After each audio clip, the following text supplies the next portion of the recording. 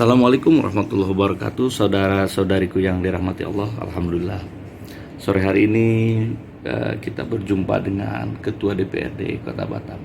Assalamualaikum. Waalaikumsalam warahmatullahi wabarakatuh. Apa kabar Cak Nur? Alhamdulillah baik, Mas Rian. Ya Cak Nur, Ya. ini bincang-bincang ringan saja di sore hari Ya. ini. Masyarakat Batam barangkali ingin mengetahui pemimpinnya ini. Iya. Lebih dalam, artinya Ya. dari aspek ruhaninya lah. Ya. Apa filosofi hidup Cak Nurnya sekarang? Ya sederhana sih Mas. Sebenarnya hidup dalam memaknai kehidupan kita gimana sih? Kalau orang Jawa tuh urep itu urup. Apa itu Atau maknanya? Maknanya tuh hidup tuh harus ada nilai manfaat. Gitu ya. Karena urip itu kan hidup, urip itu kan menyala Mas, atau bercahaya gitu. Kalau api itu dia menyala dan bisa bercahaya dan menimbulkan cahaya, itulah ada bahwa hidup itu harus ada nilai manfaat bagi diri maupun bagi orang lain. Nah, sampai kepada tingkat filosofi seperti itu, bagaimana bisa diceritakan nggak begitu? Kayak belajar dari hidup kehidupan ini ya dari pengalaman hidup Mas Rian ya, bahwa saya termasuk orang yang paling sederhana dalam memaknai hidup kehidupan kita. Saya itu pertama kali sebelum saya itu punya nilai kepada orang lain, saya itu ya harus tahu persis nilai dari diri saya sendiri. Makanya saya mencoba untuk istiqomah antara pikiran saya dan hati saya. Kalau pikiran dan hati saya ini bisa sinergi, bisa bersama, bisa seirama, itu ada ketenangan. Ada ketenangan, ada kebahagiaan tersendiri buat saya. Tapi itu kan yang namanya pikiran dan hati itu kan nggak ada yang tahu kan hanya kita. Tetapi kalau pikiran dan hati kita itu menyatu, nah, seirama, itu saya tenang. Nah itu ya kan, itu baru pribadi saya. Tapi kalau pikiran dan hati saya itu bisa merefleksikan itu dengan bentuk ucapan, itu insya Allah yang mendengar ucapan saya itu yang didasarkan pikiran dan hati yang seirama tadi, yang mendengar itu insya Allah senang. Terus kemudian apalagi kalau saya lahirkan dalam bentuk karya, perbuatan, mesti ada hasil yang bisa dinikmati, yang bisa dirasakan oleh masyarakat di luar diri saya.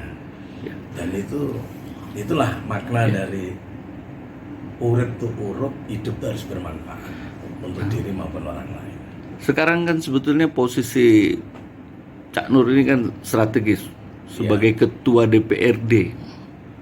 Ini kan posisi yang cukup penting untuk bisa mewujudkan apa yang dikatakan tadi kan gitu. Gimana? Nah, inilah rasa syukur yang saya miliki Mas ya, dengan saya sudah ketemu jati diri dari pribadi saya yang berangkat dari sebuah pikiran dan hati tadi itu untuk pribadi, terus saya lahirkan dalam bentuk ucapan, saya lahirkan dalam bentuk perbuatan karya. Lah saya refleksikan dalam saya dengan jabatan saya sebagai wakil rakyat, sebagai ketua DPRD, maka kebijakan-kebijakan yang saya lakukan ini semua untuk masyarakat yang sifatnya umum.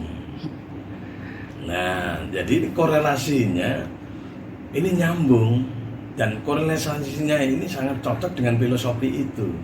Cuman kalau tadi hanya untuk pribadi kita kan, tapi ini kebijakan yang sifatnya umum karena kebijakan kelembagaan, ini untuk kepentingan oleh masyarakat banyak.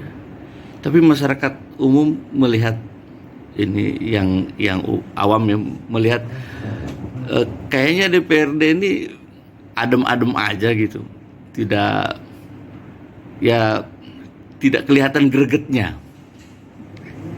Ya bisa jadi, dan itu sah dan boleh karena penilaian orang dan persepsi itu, Mas. Tetapi mungkin saja mereka atau beliau yang belum memahami bagaimana dinamikanya memimpin lembaga DPRD. Ya, sekarang Sumbernya kan berbeda ini.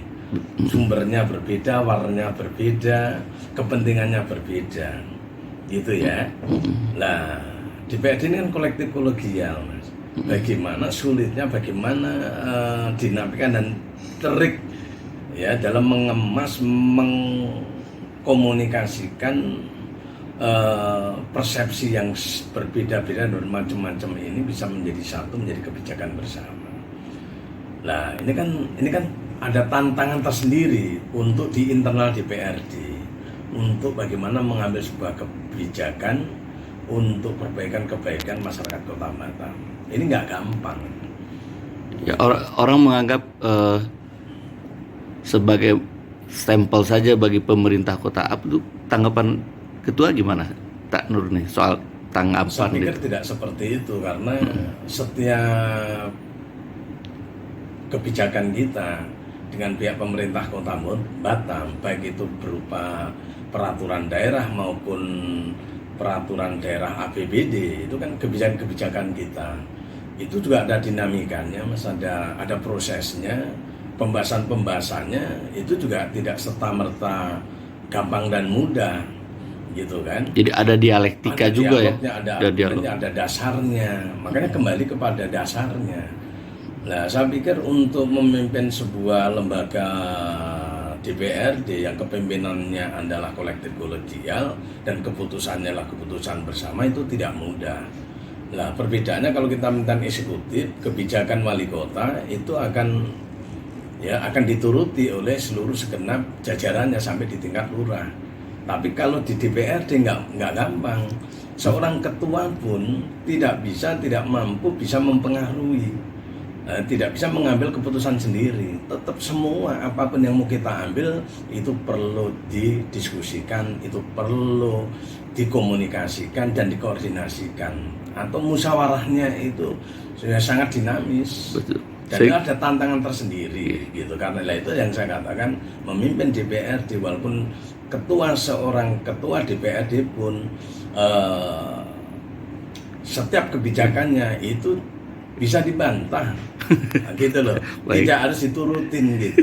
Tapi itu masih dalam proses untuk mengambil kebijakan ya. Jadi kalau begitu amanah ketua itu apa jadi bangga atau jadi rasa gimana tuh kalau sebenarnya seperti tadi?